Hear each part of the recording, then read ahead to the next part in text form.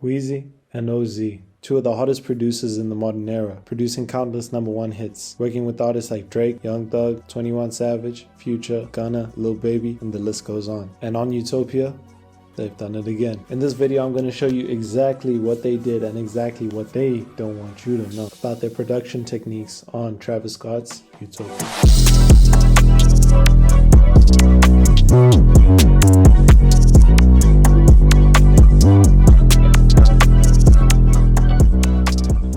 First track we'll be breaking down is Utopia Twins, featuring Rob 49 and 21 Savage. This track was produced by Travis Scott, Wheezy, Cadenza, Hoops, and Des Wright. And the first thing that stands out instantly is the dark and eerie melody that plays throughout the track. The way Wheezy and Travis did this was by using suspended chords. This creates tension and suspense needed to make these kind of dark and aggressive melodies. Sound selection is also super important when making this kind of mood. You don't want to take sounds that are too bright or happy sounding, because that defeats the purpose of your eerie and aggressive melody. Make sure to be intentional when you make music. Don't just throw random things in and hope it sounds good. Have a clear direction of what you want to do, how you want things to sound, and the direction that you want to go in. Find your creative direction and stick to it. Your music will benefit a lot from it. Next up, we have textures and ear candy. Adding ear candy can take your beat from being good to being great, and this will separate you from other producers in the minds of both listeners and artists. Bounce your melodies to audio, play with the pitch, play with the timing, reverse the melody, half time it, add portal to it,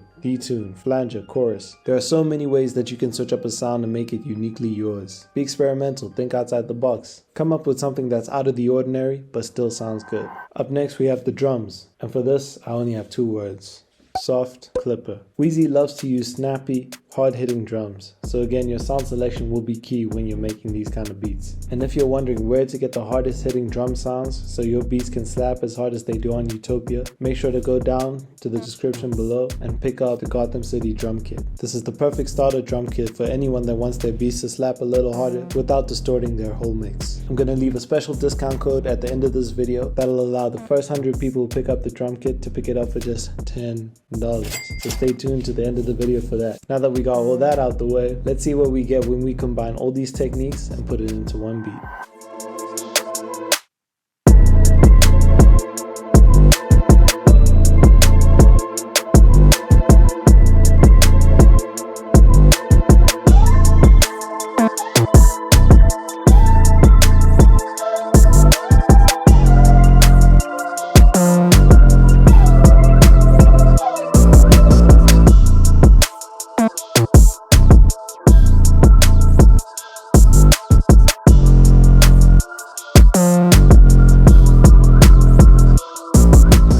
Now, let's move on to what OZ did to kill the beat for I Know. One standout technique that OZ uses throughout the beat of I Know is dynamic contrast. Now, what do I mean by dynamic contrast? For example, this beat combines both acoustic and electric elements, creating a hybrid sound that is both organic and futuristic. Pay attention to the drums heavily on this beat. There is a mix of traditional drum sounds as well as electronic one-shots. This blend adds a unique texture to the beat as well as an unusual bounce that's super easy to rap on. Dynamic contrast comes into play throughout the beat. The next difference is between the soft and emotional keys that play throughout the song and the hard-hitting drum sounds that really give it that oomph. These two elements fulfill completely opposite roles, but when combined, give the listener a unique and memorable experience. Another thing this dynamic contrast gives is the artist, this case being Travis Scott, a lot of creative freedom and allows him to take the song in any direction he chooses. Again, it's all about being intentional when you make music. Tell a story when you make beats. Don't just make a 4-bar pattern and loop it for 3 minutes and expect it to go #1 on Billboard. Stand out, be unique, and be bold. Speaking of 4-bar loops, here's another technique that you can use to differentiate yourself from other producers, that being arrangement. Strip the beat down at times, allow other elements to shine, build anticipation, create tension, relieve that tension. Take your listeners on a journey, and again, be intentional when you make music. Give every aspect of your beats or your music meaning, and make sure that it has a purpose. Make sure that purpose is for the betterment of the beat and for the betterment of the story that you're trying to tell. As you work on your own music, try to incorporate these techniques as much as possible. Experiment, have fun, and draw inspiration from other artists and producers to make yourself better. But it's all about finding your own unique style that people want to listen to, because no one wants to listen to a B-Tech Travis Scott. People want to listen to the A-Tech version